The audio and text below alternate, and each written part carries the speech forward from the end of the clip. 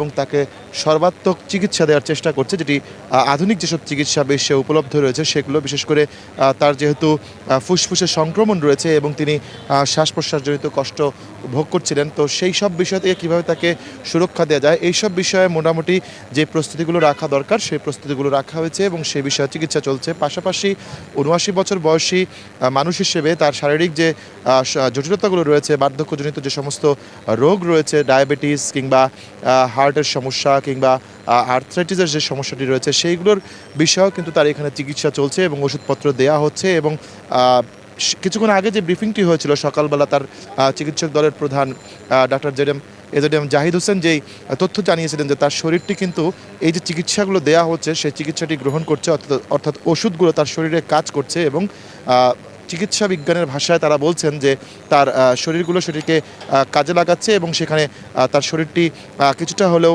ভালো হওয়ার চেষ্টা করছে।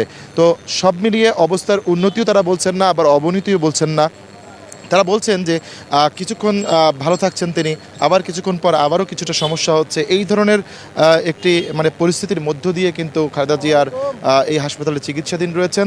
তার চিকিৎসার যে সর্বাধুনিক যে প্রযুক্তিগুলো আছে, যে ব্যবস্থাপনাগুলো আছে, যে ওষুধপত্রগুলো রয়েছে সেগুলো ব্যবস্থা করার জন্য চীনের একটি প্রতিনিধি দল ৫ সদস্যের এরই মধ্যে এভার কেয়ার হাসপাতালে রয়েছে। তারা বাংলাদেশের যে চিকিৎসক বা মেডিকেল যে বোর্ড রয়েছে তাদের সাথে কথা বলছে এবং সেখানে তাকে যথোপযুক্ত চিকিৎসা দেওয়ার চেষ্টা করছে। একই সাথে তিনি লন্ডন ক্লিনিকে কিন্তু চিকিৎসা নিয়েছিলেন এর আগে।